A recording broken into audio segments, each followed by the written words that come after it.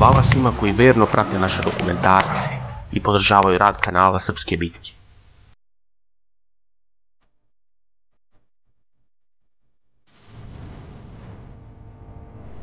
Prvi vladar avarskog kaganata Kagan Bajan je odlučio da sa istoka povede svoj narod prema granicama tada najmoćnije države u Evropi, prema istočnom rimskom carstvu.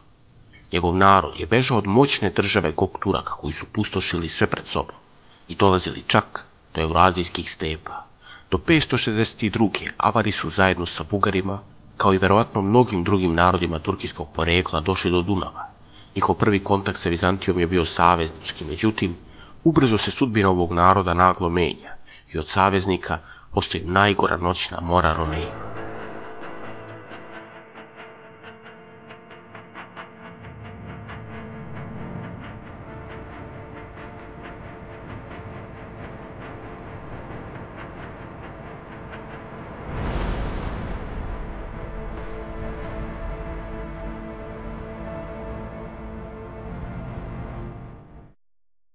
Godine 557. Avari su poslali svoje poslanstvo u prestonicu istočnog rimskog carstva na dvor legendarnog Justinijana Velikog. Oni su sklopili dogovor sa vizantijskim imperatorom da svake godine im se isplaćuje danak u novcu, a da zauzvrat oni štite granice moćnog carstva. Ovaj savez je neko vreme funkcionisao i Avari su vodili ratove protiv drugih naroda koji su neprijateljski bili raspoloženi prema Vizantiji.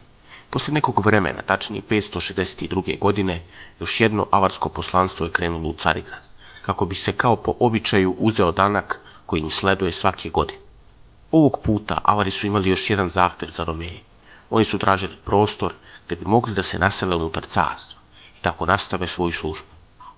U međuvremenu, Avari su počeli prelaziti Dunav i naseljavati malu Skitiju, odnosno današnju Dobruču.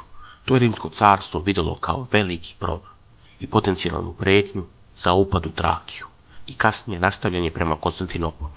Stoga su ponudili Avarima da se nasele u Donju Panoniju, na prostor između Sirmijuma i Singidunuma, odnosno današnjeg Srema. Avarski Kagan Bajan je ovu ponudu odbio i privremeno se zadovoljio malom Skitijom.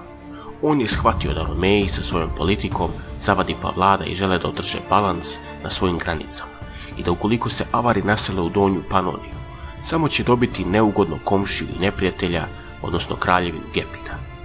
566. godine u malu Skitiju došlo je poslanstvo Alboina, kralja Longobarda. Longobardi su nudili Kaganu Bajanu savez protiv Gepidskog kraljevstva i podsjećali su Avare da je neplaćanjem danka Vizantijsko carstvo postalo njihov novi neprijatelj. Nakon dugih pregovora, savez je sklopljen, ali pod uslovom da nakon poraza Gepida Avari imaju potpuno pravo da zadrže njihovu čitavu teritoriju. 567. godine avarski konjanici na čelu sa njihovim vođom, Kaganom Bajanom, su krenuli u rat protiv zapadnog komšije. Oni su rešili da napadnu Gepide sa severa, kako bi što pre ušli u Panonsku niziju.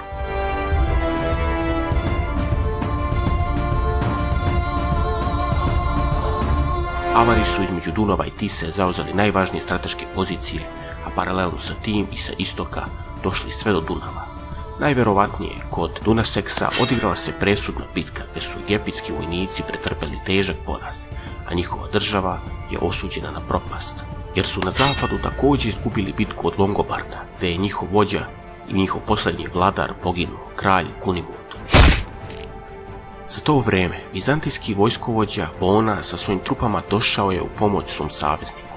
Shvativši da je njihova država propala, Gepidi su otvorili vrata Sirmijuma i pustili vojsku istočnog rimskog carstva. Sirmijum je bio veoma značajan grad za Rimljane, jer je bio na veoma važnoj strateškoj poziciji. On je štitio granicu carstva i nije dozvoljavao neprijateljskim vojskama da prodru u središte Balkanskog poluostrva. Također je bio prestonica rimske pretorijanske prefekture Ilirikum i veoma važan trgovački i vojni centar. Nakon uništenja Gepidskog kraljevstva, Longobardi su potisnuti od strane Avara i odlučuju se da krenu na zapad, što dalje od strašnih avarskih ratnika. Njihova velika seoba u Italiju dogodila se 568. godine i predvodio ih je kralj Alboj. Avari su ovo iskoristili i krenuli su na zapad i zauzeli teritorije koje su bile napuštene. Avari su bili savez većeg broja evroazijskih nomadskih plemena. Oni se smatraju naslednicima Huna i njihovog načina života koji je u Europu stigao iz centralne Azije. To se naročito odnosi na njihovu ratničku prirodu i konjanički način ratovanja. Avari se već kod tadašnjih historičara opisuju kao izvrsni jahači i ratnici na konjima, čije je glavno oružje bilo luk i strela. Prosječan avarski ratnik je koristio kompozitne tipove oklopa koji su bili prilagođeni jahanju. Oni su se sastojali od trakastih metalnih ploča koje su međusobno spajane i vezivane kaiševima. Avarski ratnici su kao vrstu uniforme nosili često pantalone svetlije boje, a njihove jahačke čizme bile su od mekog filca. Na glavi Avari su nosili lamen šlem, odnosno kupasti konjanički šlem od metala. On je bio mnogo kvalitetniji od drugih kupastih šlemova i upravo su Avari raširili upotrebu lamen šlemova u Europi. Oružje Avara sastojalo se od dugačkog mača, luka i strele, a ponekad i koplja za probadanje. Oni su bili izvrsni strelci i njihovi lukovi su bili visokog kvaliteta i velikog dometa. Historijski izvori navode da su avarske strele čak i na razdaljini od 200 metara mogli da probiju metalni oklop protivnika ili debeli drveni štit. Avarski mačevi su bili duga sečiva vrlo dobro prilagođena konjaničkom načinu ratovanja. To su bila jednosečna oružja blago nakrivljena, dakle neki od prvih pravih tipova sablji koje su se istorijski pojavile početkom srednjeg veka. Ono što je zanimljivo je da najverovatnije Avari nisu uopšte koristili štitove, da su samo njima podčinjeni narodi poput Slovena, Gepida i Bugari koristili štitove. I naravno imamo avarske konje, akalteke, koji su jedni od najstarijih rasa konja. Odmah nakon rata sa Gepidima, Avari su sa velikom vojskom započeli opsadu Sirmijuma i vodili su žestoke bitke na bedemima ovog utvrđenog grada, čiju je odbranu predvodio vojskovođa Bon. Napadi su bili bezuspešni, a nakon napada i pregovori. Zato je Kagan Bajan poslao 10.000 kutrigura na teritoriju Srednje Bosne, gdje su pljačkali i palili sve pred sobom. Ubrzo, oko 569. godine situacija se smirila i zaključen je mir između ove dve strane.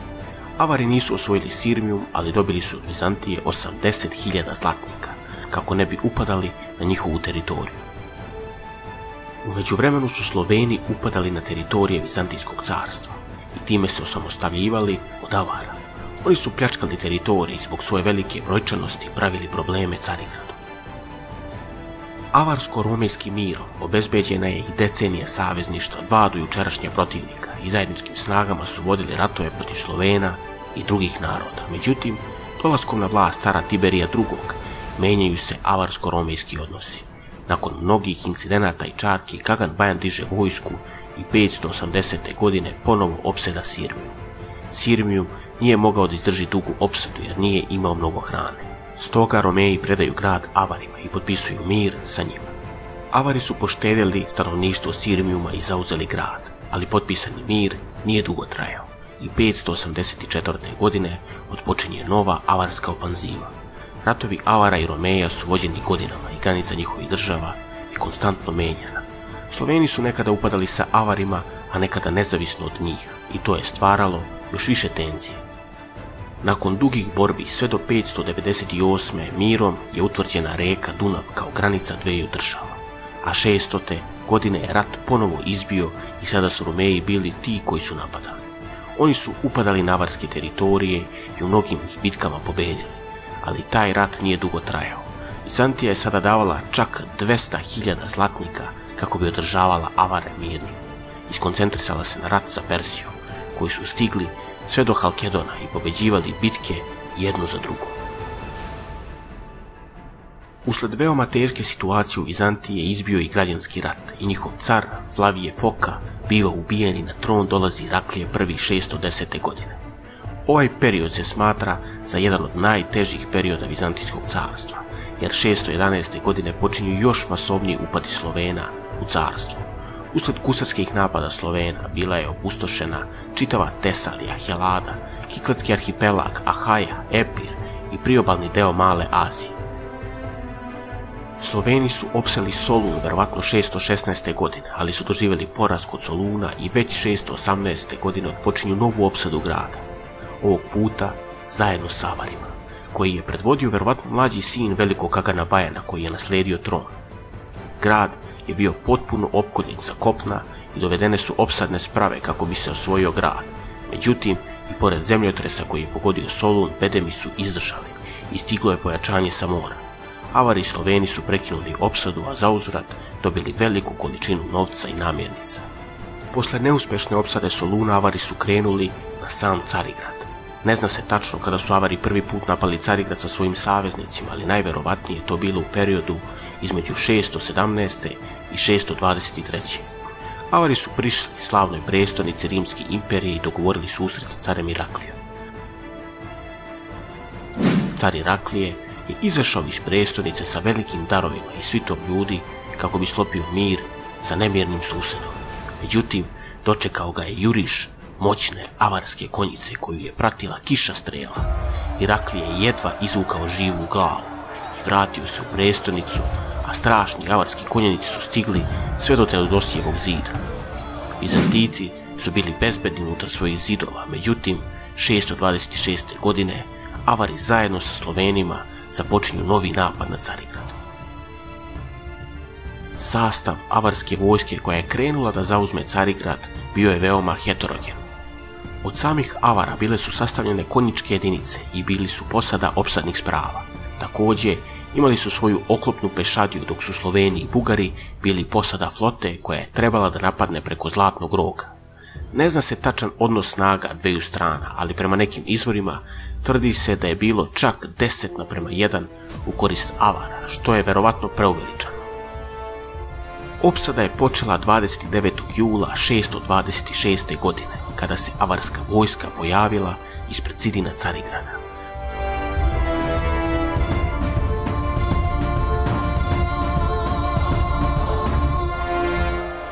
Usledila je žestoka borba, ali Romeji su se dobro držali i naneli poraz avarskoj vojsci, koja se povukla sa zidina.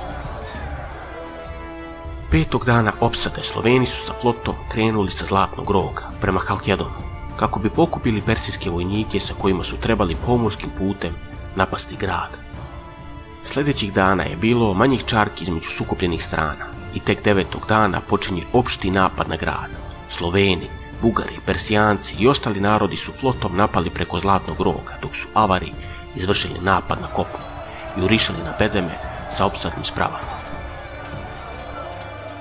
Na moru Romeji su grčkom vatrom zadali težak udarac svojim neprijateljima i posle kraće borbe gotovo cijela vojska se povukla ili sakrila ispod plutajućih brodića. Ni avarska vojska nije ništa slavnije prošla i sa velikim žrtvama se također povukla. Avarski poraz je primorao i Persijance da se povuku iz Halkedona i otvoren je put Carigradu za protiv udar. Ovi teški momenti i Avara i istočnog rimskog carstva otvorili su put Slovenima koji masovno prodiru i osvajaju Balkanu i počinju da se naseljavaju na prostor na kom će živjeti vekovi.